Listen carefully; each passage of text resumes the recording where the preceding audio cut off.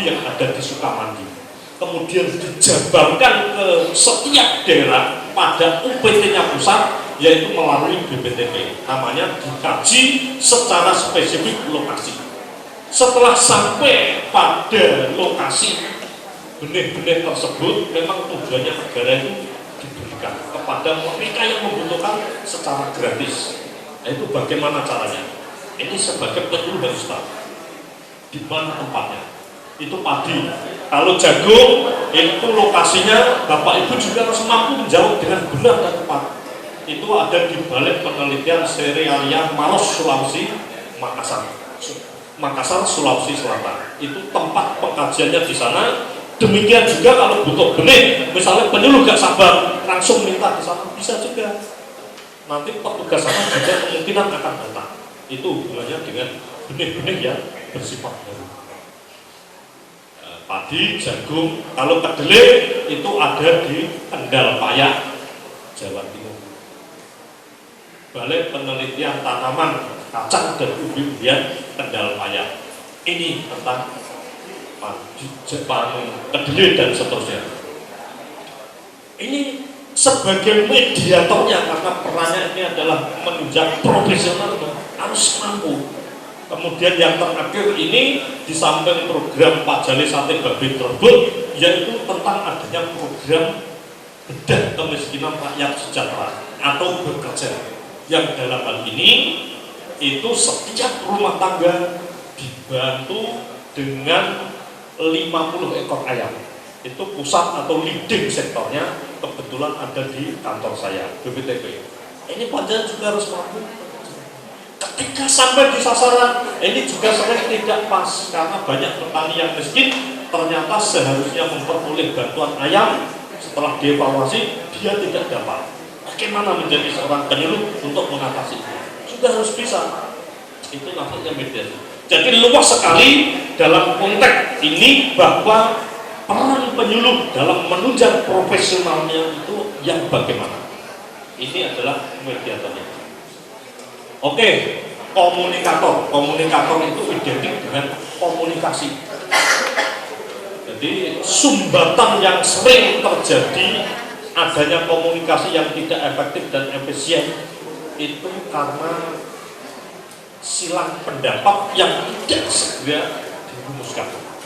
Ini artinya bahwa seorang penyuluh juga dituntut mampu mengkomunikasikan sesuatu itu dengan benar, karena panjenengan kan pejabat fungsional.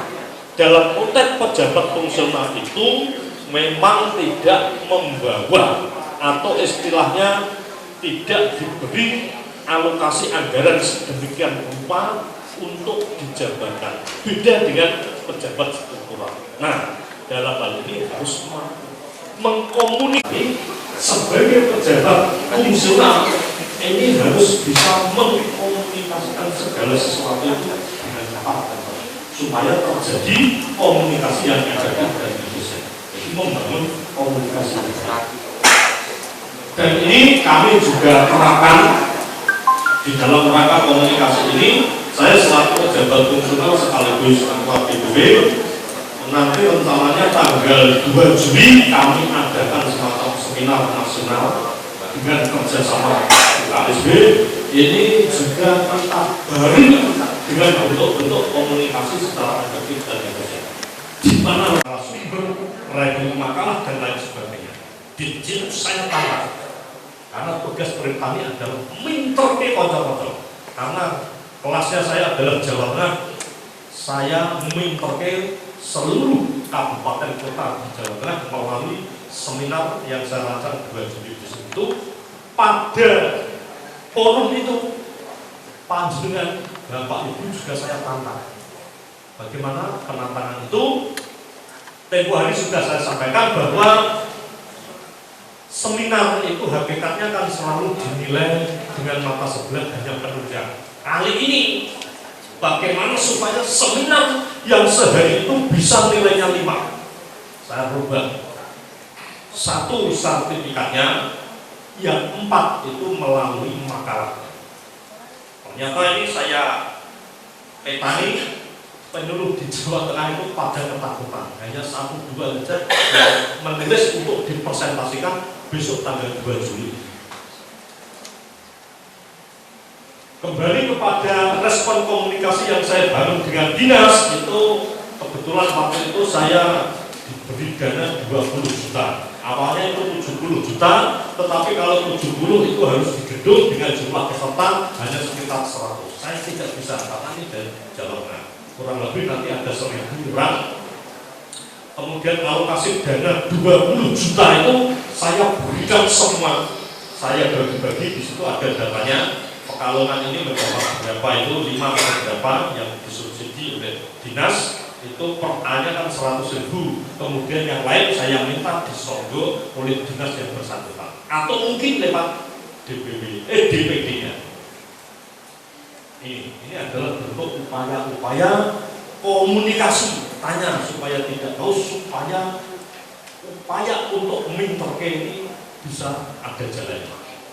Nah, demikian juga di tingkat kabupaten ini juga harus ada upaya-upaya ke arah itu. Apakah selama ini hal-hal yang berhubungan seperti itu sudah dilakukan dan lain sebagainya, itu aku silakan panjenengan.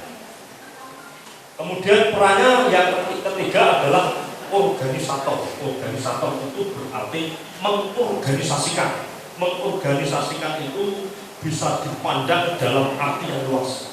Kalau dalam konteks ini sebagai penyuluh, perannya terhadap sasaran bagaimana? Mengorganisasikan berarti yang berbau perorangan itu dalam konteks kedinasan tidak dibenarkan. Ini harus dibangun organisator. Kalau kita berbicara organisasi pertani berarti jelas ada pengurusnya.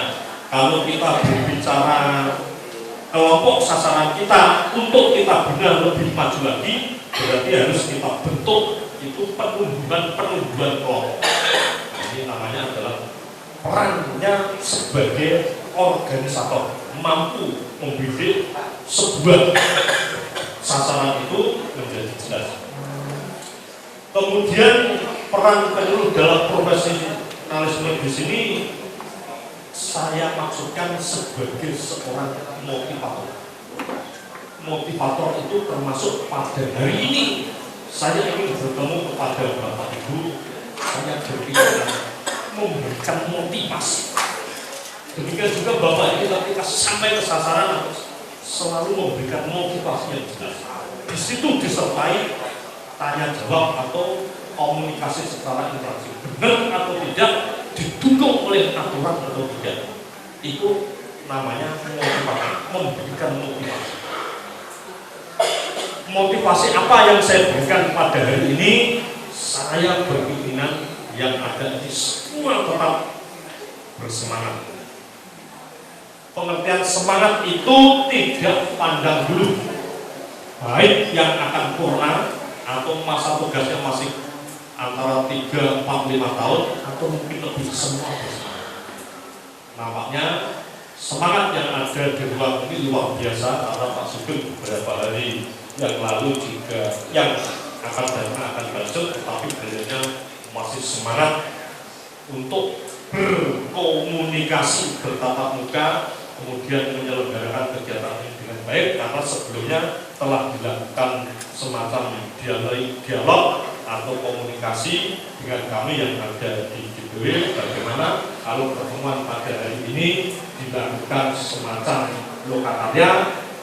Dalam lokakarya ini nanti ada penerbitan sertifikat, dan sertifikat itu berfungsi untuk kenaikan pangkat Bapak Ibu menunjang profesional. Ini dilakukan oleh Pak Sugeng, berarti beliau telah memberikan motivator. Ini yang harus kita tiru. Kemudian yang kelima, perannya adalah sebagai inovator. Kalau inovator itu berarti inovasi. Inovasi itu berarti berdasar sesuatu yang bersifat baru. Bapak Ibu selaku penyuluh di zaman milenial, abad seperti ini juga harus menerangkan sesuatu selalu serba barunya yang bagaimana. Tentu di samping terus belajar tidak hanya melalui dunia maya, tetapi menggunakan pikiran-pikiran yang real di lapangan. Nah, ketemunya pikiran real itu Bapak Ibu tidak menurut asumsinya, tetapi harus ditentukan pada sebuah goal. Katakanlah misalnya tadi ada pernyataan dari Bappenas bahwa ada sekitar 200.000 penyuluh tidak melakukan tugasnya. Kebetulan saya mendapat informasi, saya cari nomor HP-nya tidak mendapatkan WA-nya. Ingin saya tantang. Kalau memang pernyataan Bappenas itu betul dan nanti menjadi sebuah rekomendasi untuk kajian lebih lanjut, ayo diseminarkan pada guru yang formal dihadiri oleh beberapa pejabat, perguruan tinggi, pembatas, kemudian peserta dan lain sebagainya. Tetapi tidak saya berikan, sehingga silakan Bapak Ibu dalam konteks kecil inovasi apa yang akan dibangun pada sebuah skala rumah tangga misalnya, itu sebagai seorang penyuluh harus tidak bisa nanti. Jadi contoh kecil sajalah, misalnya dalam melakukan inovasi budidaya padi yang hari ini direview rekomendasinya, mengapa Jajang Legowo itu tidak dilakukan? Berarti Bapak Ibu harus mampu kembali ke atas tadi, mengkomunikasikan dengan persiap, dengan tokoh masyarakatnya untuk melakukan uji secara mandiri. Karena Jajang Legowo itu ternyata benar dan mengumpulkan, tetapi pemasyarakatan masih itu adalah suatu ide, inovasi pemikiran yang baru. Sehingga dalam temuan nanti bagaimana itu dirumuskan lagi dalam sebuah temu yang namanya dalam hal ini tentu pertemuan kelompok atau gabungan dan sebagainya. Tinggal Bapak Ibu ini diwadahi dalam wilayah binaan yang ada pada tingkat upah. Ini adalah inovasi, gagasan dan tidak pernah berhenti. Kalaulah sampai atau Bapak Ibu itu kehabisan, ini harus mampu mengkomunikasikan dengan pihak-pihak terkait. Jujur saja, sebelumnya tadi saya juga sudah komunikasi dengan Pak Gubernur, Pak Toib, bahwa di kantor kami itu Bapak Ibu, hari ini itu ada 2 profesor, yang satu pensiun tapi yang satu masih di kantor kami. Saya melihat di kantor lain tidak ada, karena kantor kami itu kan Kementan, dalam hal ini UPT pusat di daerah. Ada 1 profesor aktif masih muda bisa bawa. Kemudian ada 10 doktor, 20 master lainnya sarjana paling gede. Itu di kantor kami. Setiap hari itu hanya mikir, mengkaji dan lain sebagainya karena di pekajian, sehingga kepalanya sampai pada buta.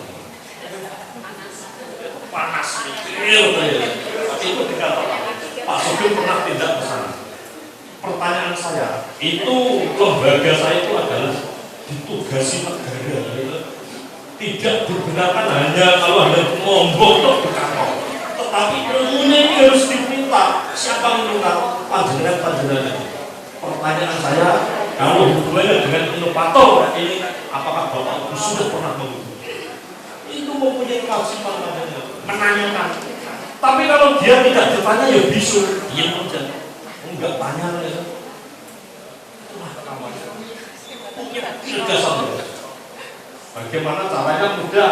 Kan ada WA saya tadi 08122853 sejak dulu selalu pasti saya sambungkan. Saya tidak pernah menghentikan sedetik pun WA. Kalau memang itu masuk langsung saya terang supaya ini cepat, karena eranya seperti itu. Ini pengertian kecil inovasi itu gagasan baru yang tidak pernah ada habisnya dan tidak digunakan kalau penyuluh itu istilahnya mati informasi, harus selalu ada.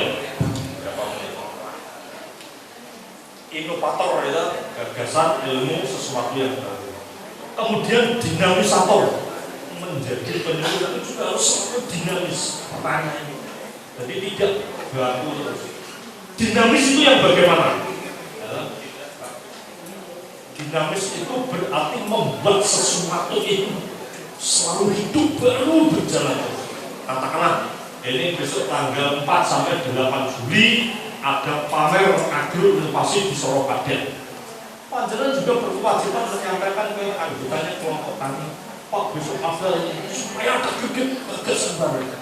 Di sana nanti ditampilkan gendang itu pasti tadi suruh melihat supaya dia tidak vakum di desanya. Tahu. Jadi kalau kita orang Islam itu ya kalau sudah istilahnya mentok atau bosan di daerah, itu kan diminta untuk hijrah, pindah supaya di sini itu ada pembaruan. Demikian juga sebagai seorang penyuluh harus mampu membuat suasana itu menjadi dinamis dan terus baru. Kemudian baru itu kalau bahasanya dalam hal ini disebut dengan studi banding. Kemudian sebagai seorang penyuluh itu dalam konteks kredit poin sudah berapa kali pelajaran studi bandingkan kelompok taninya. Ini juga PR selalu banyak. Itu digagas karena dengan studi banding kalau ide itu terbuat panjenengan selaku penyuluh di Wilbinga panjenengan juga untuk mungkin bisa mencarikan kendaraan ke sana kemari, nanti secara otomatis juga akan mendapat biaya gratisan seperti itu. Karena ide panjenengan. Ini yang dimaksud adalah dinamis. Demikian juga kalau di dalam kantor ini sebagai anggota Perintani, apa yang dikerjakan? Saya sampaikan ini sifatnya adalah tipe. Kalau hari ini sudah dilakukan lokakannya luar biasa. Jadi ini temu yang seperti ini. Besoknya apa? Banyak hal yang bisa dilakukan panjenengan, misalnya melakukan audiensi. Karena di kabupaten itu peran sentral dari pemerintah daerah itu sangat baik. Sebelum pertemuan tadi, saya juga sudah matur Pak Sugeng bahwa bentuk-bentuk audiensi ini diadopsi oleh beberapa kabupaten sehingga dampak ujungnya itu humpinya pendapatan pada akhir bulan para penyuluh itu meningkat. Kalau panjenengan tidak percaya, silakan cek bukan. Namanya penyuluh gulungan 4. Hari ini itu tambahannya 6 juta. Panjenengan cek itu atas dasar perjuangan Perintani didukung oleh dinas masuk ke kabupaten dengan dibantu oleh anggota dewan. Itu adalah pekerjaan organisasi. Jadi panjenengan jangan ragu-ragu ketika misalnya masuk ke kabupaten atas nama Perintani, orangnya ini mau beraudiensi menyampaikan pendapat. Bisa diaduk dan diterima. Kalau panjenengan masih ragu biar caranya satu dibandingkan di Perintani kabupaten. Saya juga bingung. Kota Solotigo itu kan terletak di Kabupaten Semarang. Gaulnya sejahtera. Kota Semarang itu bahkan saya juga bingung juga itu. Kepala bidang. Baru saja omong. Namanya Mas Kahar. Kebetulan kan asli dengan saya tetangga bisa. Dia menjabat kabin. Tunjangannya itu 12,5. Loh, wah teman Mas Arun. Itu Kota Semarang. Penyuluhnya juga sama. Gulungan 4 itu 6,5 ribu. Nah, ini artinya apa? Ini perlu ditiru oleh Kabupaten Pekalongan. Jangan sampai organisasi sebanyak ini hanya statis. Kita harus merespon teknik dari PGRI yang banyak anggotanya, karena dia begitu setiap pertemuan itu selalu dibikin. Silakan. Oke, kalau hari ini Pak Sugeng sudah pensiun, kita sampaikan ucapan terima kasih. Dan nanti generasi berikutnya ini harus semangat. Banyak hal yang dikerjakan oleh pemerintah. Kami yang ada di DPW akan mengawal. Artinya apa mengawal itu?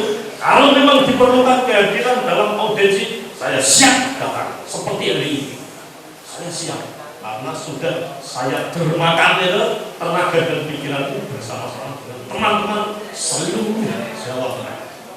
Bahkan ya, Jawa Tengah itu rujukan dari penyuluh-penyuluh antar provinsi di Indonesia, termasuk konsep-konsep pemikiran permintaan bagaimana. Tetapi saya secara pribadi tanpa teman-teman juga tidak bisa. Tidak bisa. Karena apa?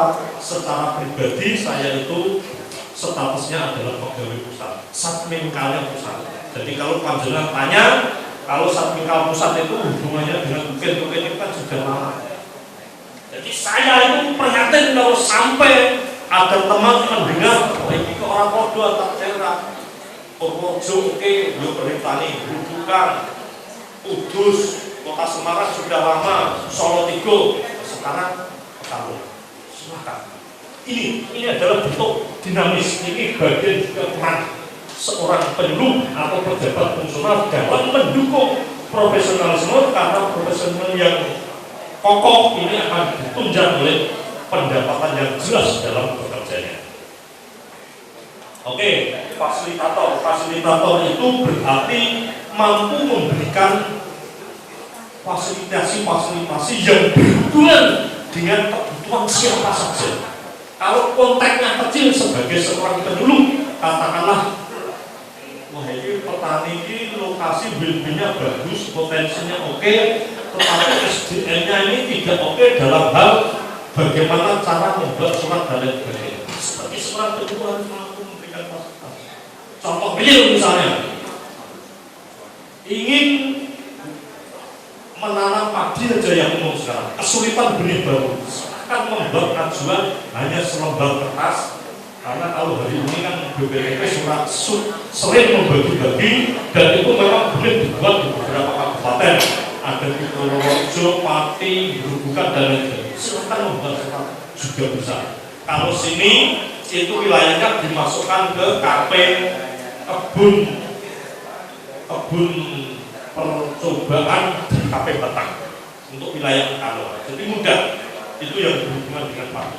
Inilah yang disebut dengan fasilitator. Oke, kalau sampai 7 poin itu peran penyuluh. Penyuluh sudah melakukan perannya dalam konteks 7 item itu, saya yakin apa yang disebut dengan profesionalisme